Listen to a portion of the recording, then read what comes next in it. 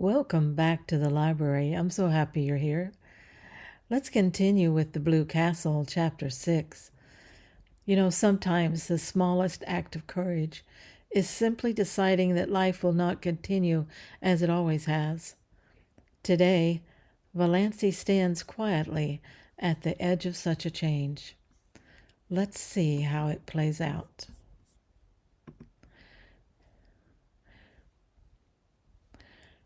The ordeal was not so dreadful after all. Dr. Trent was as gruff and abrupt as usual, but he did not tell her that her ailment was imaginary. After he had listened to her symptoms and asked a few questions and made a quick examination, he sat for a moment looking at her quite intently. Valancy thought he looked as if he were sorry for her. She caught her breath for a moment. Was the trouble serious? Oh, it couldn't be, surely. It really hadn't bothered her that much. Only lately it had got a little worse. Dr. Trent opened his mouth, but before he could speak, the telephone at his elbow rang. He picked the receiver up. Valancy, watching him, saw his face change suddenly as he listened. Yes? Yes, what? Yes. Oh, my God. Dr. Trent dropped the receiver, dashed out of the room, and upstairs without even a glance at Valancy. She heard him rushing madly about overhead, barking out a few remarks to somebody, presumably his housekeeper. Then he came tearing downstairs with a club bag in his hand, snatched his hat and coat from the rack, jerked open the street door, and rushed down the street in the direction of the station.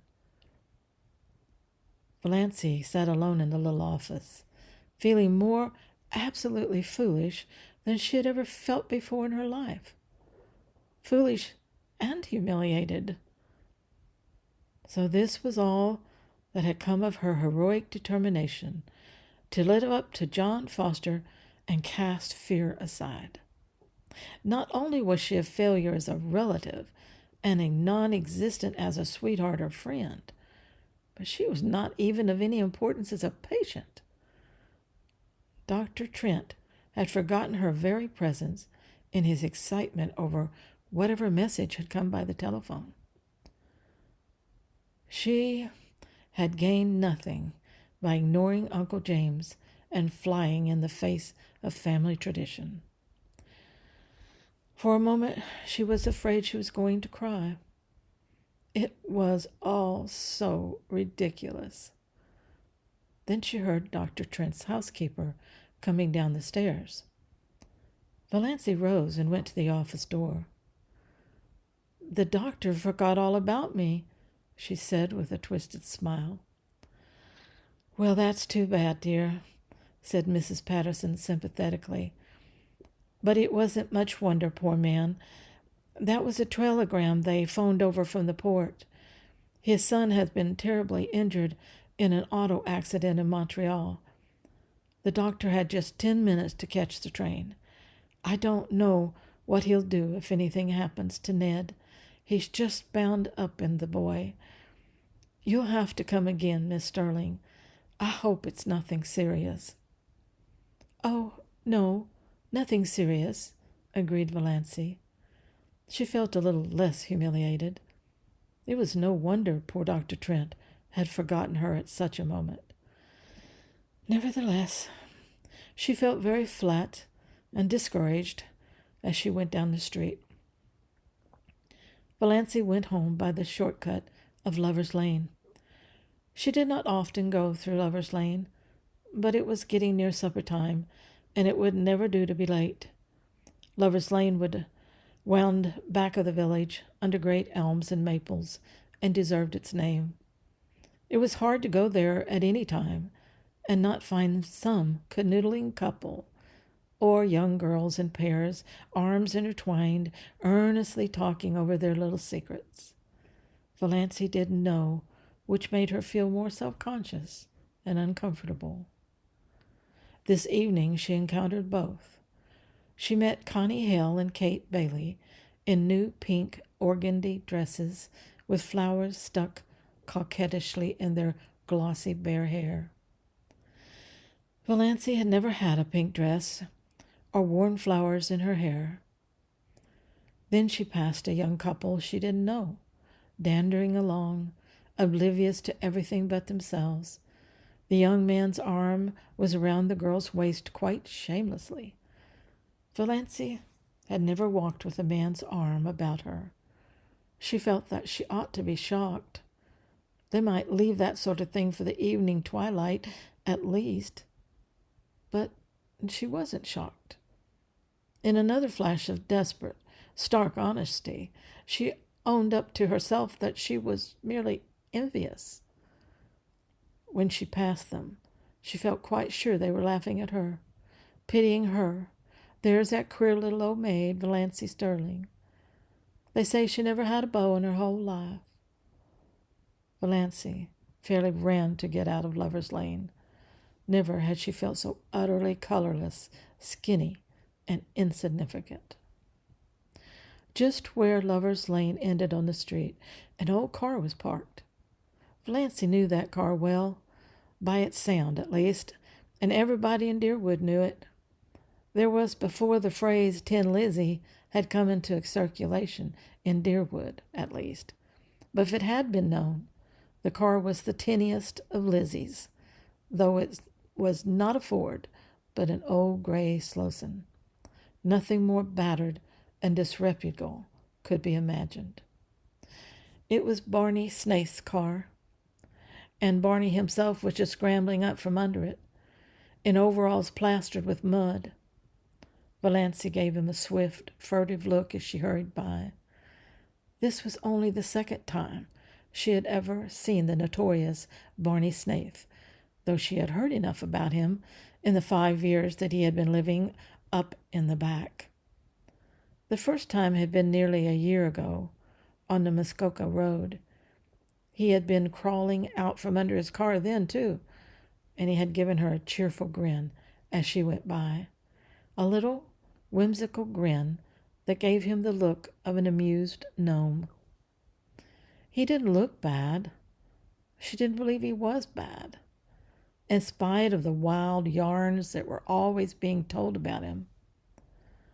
Of course, he went tearing in that terrible old gray car through Deerwood at hours when all decent people were in bed, often with old Roaring Abel, who made the night hideous with his howls. Both of them dead drunk, my dear.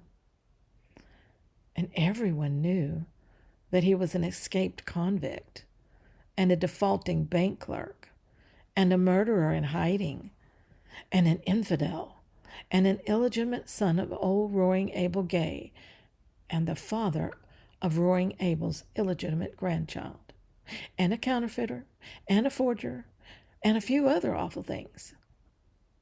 But still, Valancy didn't believe he was all that. Nobody with a smile like that could be bad, no matter what he had done. It was that night the Prince of the Blue Castle changed from being a grim jaw and hair with a dash of premature gray to a rakish individual with overlong, tawny hair dashed with red, dark brown eyes, and ears that stuck out just enough to give him an alert look, but not enough to be called flying jibs. But he still retained something a little grim about the jaw. Barney Snaith looked even more disreputable than usual just now. It was very evident that he hadn't shaved for days, and his hands and arms, bare to the shoulders, were black with grease.